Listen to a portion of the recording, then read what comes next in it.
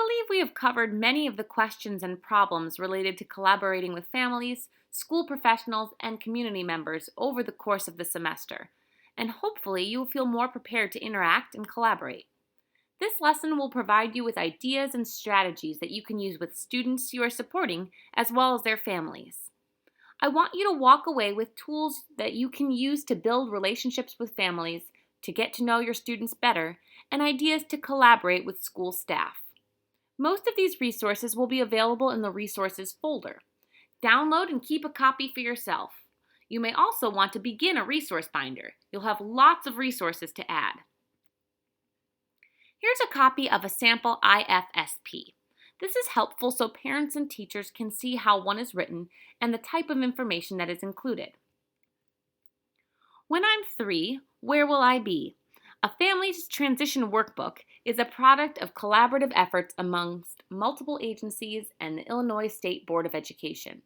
This workbook is awesome. It was developed by parents and early intervention and school personnel to provide information as you approach your child's transition from early intervention services. It's a great resource loaded with timelines, worksheets, and activities for a family to complete. An early childhood teacher would be lucky to gain information from within this resource about her new incoming students and their family. These are fact sheets on the 13 disability categories that a student may qualify to receive special education services. I've included a fact sheet for each disability category in a resources folder for you. For many families, those first meetings are overwhelming. It can be both confusing and frustrating to be part of a discussion when you don't understand the language being used. These examples explain the terms and abbreviations used frequently in the world of special education. Now, parents can feel more a part of the conversation as it isn't a guessing game what an FBA, TA, and SLP are. This booklet is for parents to use to keep important information about their child and his or her special education and related services. It is a companion to Educational Rights and Responsibilities, Understanding Special Education in Illinois. Both are great resources to share with your families. The Records Keeper was developed to assist parents in preparing for IEP meetings, getting ready for evaluations and reevaluations, and keeping track of paperwork and other materials that may be needed. The pictures on this slide are the chapter titles of the chapters contained within the Understanding Special Education document I showed you on the last slide. It's a very family-friendly document and it's very well written and would be a great resource to share with your families. Also, if you go to the Illinois State Board of Education's website, go to the Parents' Rights page. After scrolling to the bottom of the page, you'll find some sample letters for parents for many different scenarios. Google Translate is a great resource tool to translate letters into different language. It's really easy to use. Take and copy your text into the box and translate it into the language you selected. Do this for all correspondence you send home so families can stay connected. While the first several weeks of preschool or kindergarten are fun and exciting for children and parents, they are not without challenges. As you know, most children experience separation anxiety, complete with tears at drop-off time. The ebook, School is New to Me, shows children what to expect from school with photos of real kids engaged in typical school-like activities. Short descriptions of these activities and interactive exercises help familiarize children with typical school routines. This is a great way to make initial contact with a family at the beginning of the school year. On this link that I've provided, you can download the ebook for free. We know that the use of visuals and schedules are an effective intervention for students with disabilities. Why should these strategies be limited to the school environment, though? This resource contains visuals and schedules that are created specifically for the home setting. Teachers should individualize the visuals to specific students based on family needs and share these with parents. It's also important to explain how to use these to improve behavior, assist with communication, and just to make life easier. This document asks for permission to take students' pictures for communication purposes only. This form can be sent home before school starts in a welcome packet so that on day one you can start snapping photos. A positive homeschool relationship will make your job much easier, and it benefits the children and their families. Using parents as a classroom resource could have a huge benefit for you as a teacher and for your students. There are many ways you can use parents as volunteers, including helping with activity preparations, for example, cutting or tracing and collating, reading with small groups or individual students, working with a child on a special project, tutoring in math or language arts, assisting children with homework, or helping with special art projects or centers activities. The list of activities a parent volunteer can do with specific helpful instructions is almost limitless. Once you have determined the value of parents helping you achieve your classroom goals, then it's time to sit down and write a letter inviting them to help. Here's an invitation that might be helpful to you. To help empower parent volunteers and to make the most of the time they spend with the students, have selected specific activities with easy to follow directions ready to go. Make sure all materials are prepared for them in advance. It may also be nice to provide a short list of hints, including your thoughts about the length of the session, like what time period is appropriate for the subject and age or grade of the student, what to do if a student doesn't cooperate, being positive with the students, like saying good job and way to go, finding the next student on the list, and where to locate additional materials if needed. Those hints aim to make the parent feel comfortable, valued, and appreciated. They also help you look and stay organized. Doing so will help you build a positive homeschool connection and strengthen family involvement, and it will help children reach their full potential. The following few slides are great tools to help you learn about your school and district. Print and organize them in a binder. These will help you stay organized. As you are new to a district, a resource contact list like this would be a great tool to use to get to know who does what. And it doubles as a contact sheet containing everyone's information. A quick reference for you. Looking at your teaching area, school, and district will help you get an overview of your environment. Complete this form with the help of your mentor if you have one. This is another way to build rapport with an administrator and with your colleagues by asking them to help answer any questions you might have. The following are some tools to help you think about the physical environment of your classroom. Here are guidelines and a planning matrix to help you develop classroom expectations. This matrix is intended to help you define your expectations for different situations and provide examples to students of what those expectations look, feel, and sound like. It can also be aligned with the school-wide PBIS plan. Here's a checklist that will help you organize the many things needed to get done when setting up your classroom. Paraprofessionals assisting in the provision of special education and related services are the backbone of the programs. As a teacher, working relationships with paraprofessionals can make the entire program run smoothly, and supervision of the paraprofessional is part of your job. In order to begin your professional collaboration with open communication, this activity can create the opportunity for contemplation, conversation, and collaboration. You and the paraprofessional individually fill out appropriate work styles and preferences worksheets. Then, you complete the work style score comparison sheet together. This activity is intended to be a vehicle for communication about how the two of you, or your team, will work together. Comparing scores encourages teamwork. Items where the scores vary by only a point tend to be fairly easy to discuss. Items where the score differences are greater need to be discussed further. The primary role of a paraprofessional hired to support students receiving special ed services is to address the specific needs of those students. Teachers of general education students may vary the responsibilities of the paraprofessionals to focus on enhancing the program of instruction. No matter what environment the paraprofessional is providing support, outlining their roles and responsibilities is necessary so everyone knows what to do and when to do it. Here's a checklist that the teacher can use to make sure they've considered every aspect of supporting and working with a paraprofessional. Here are tools to help document what services each of your students receives. A quick snapshot. This form is provided to help you organize your caseload of students while including information that is often needed to be retrieved at a moment's notice, like what bus does a student ride. It's a great way to organize information and leave out for a substitute. Just like the previous document, this document is an overview of which student receives what services and for how many minutes.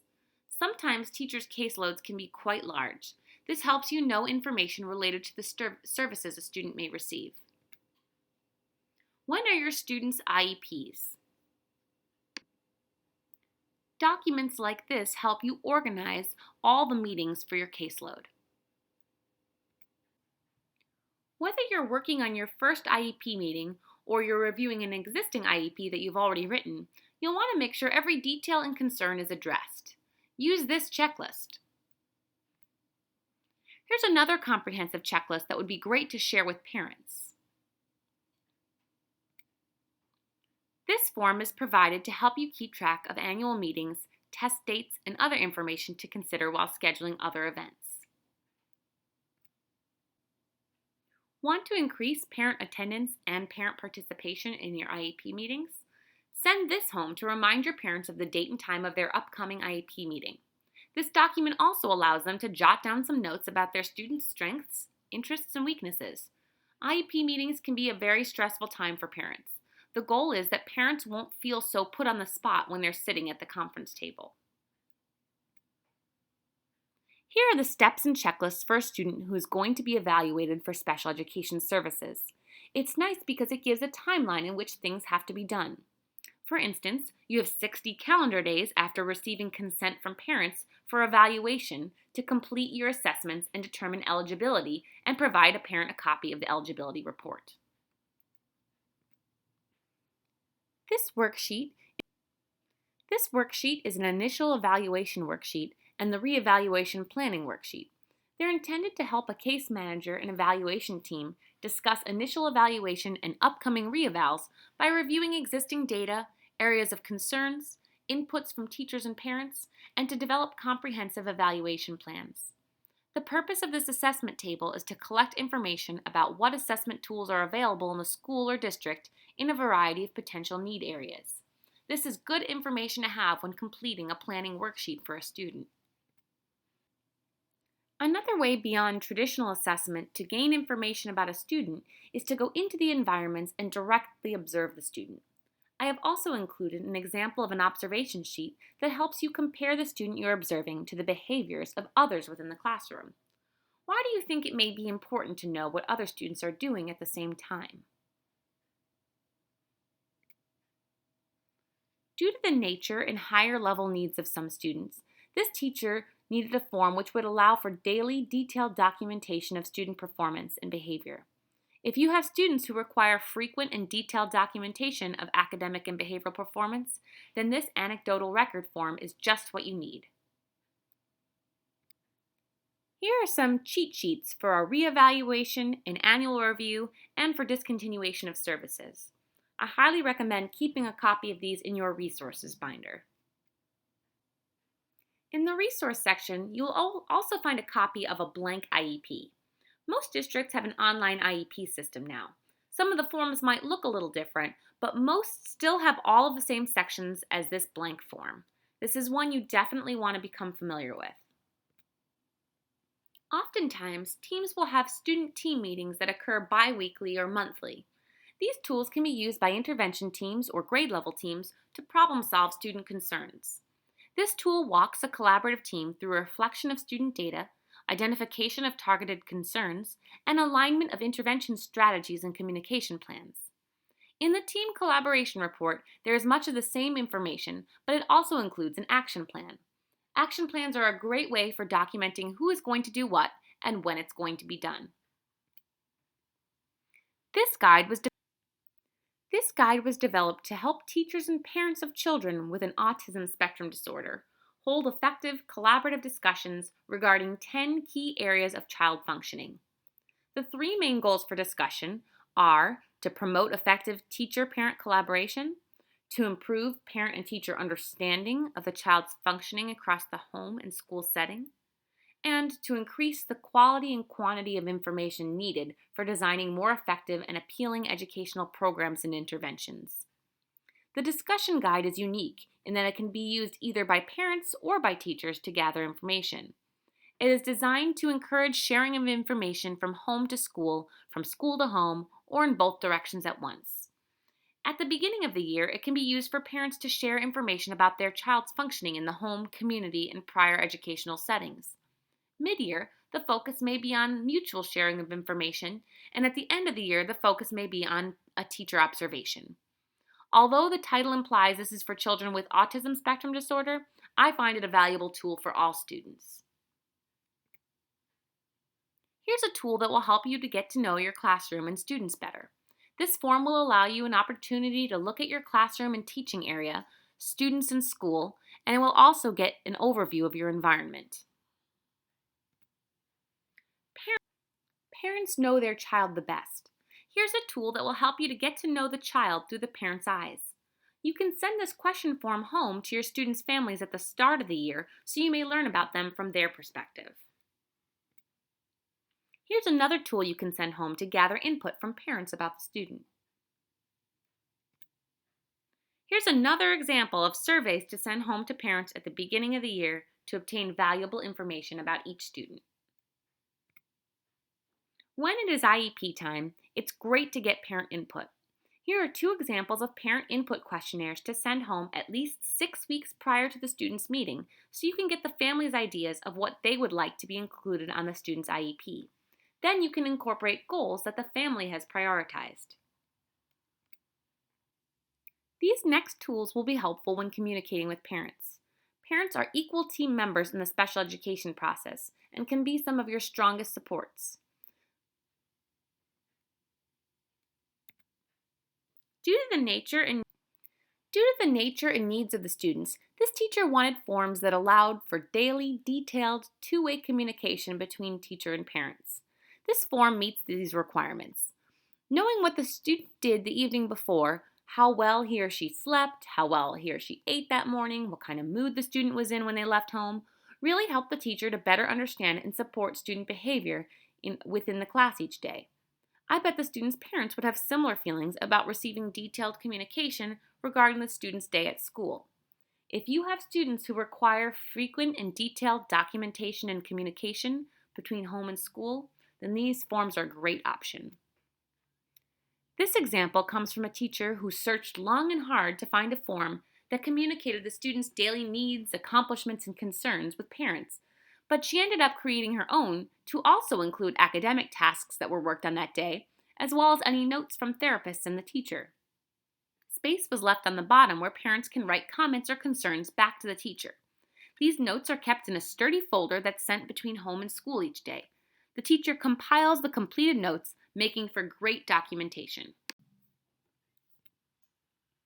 This communication form has a dual purpose: to communicate information about the day, but also to track daily behavior. The pictures provided are a great visual for the student and the parent. The teacher-parent comment is short and sweet, but allows enough space to write what was awesome or so-so about the day. There's no need to write a paragraph every day. Instead, a quick phrase or sentence to add when needed. This example was also translated into Spanish, allowing the teacher to communicate daily with families who speak Spanish. This is a great way to communicate to your parents how their child performed during the school day. The left side can be customized to fit with the student's daily schedule. It also has a built-in behavior chart, which is a great way to involve students. They can take part in monitoring their own behavior, for instance by asking, "Did your behavior earn you a star?" This is a great resource to help students become aware of their behavior to teach self-management and regulation. Parents have also used this as a behavior reward program at home. For example, if their child earns all stars throughout that school that day, they may earn some sort of reward. There's a space on the right side for both teacher and parent comments, and a place for the parents to initial each page to show that they read the note. All the notes can be kept in a folder that gets sent between home and school daily. Here are just a few more examples of these kinds of home-school communication. Are you a sticky note user? I have been known to be guilty of using excessive amounts of sticky notes in the past, some of which were lost over time, and all of which were so shorthand I forgot to write important information like the time or what the results were following my communication. This is a perfect way to keep records of communication with anyone who supports a student. This includes the parents, but also others who provide services. This is a form for a teacher to fill out at the end of the year when students transition from one grade to the next. It has all the student data and information the next teacher will need. This form is also a great way for teachers to communicate specific student data, needs, strengths, and interests. It has the following areas to document data, and these can be updated to include the individualized assessment data.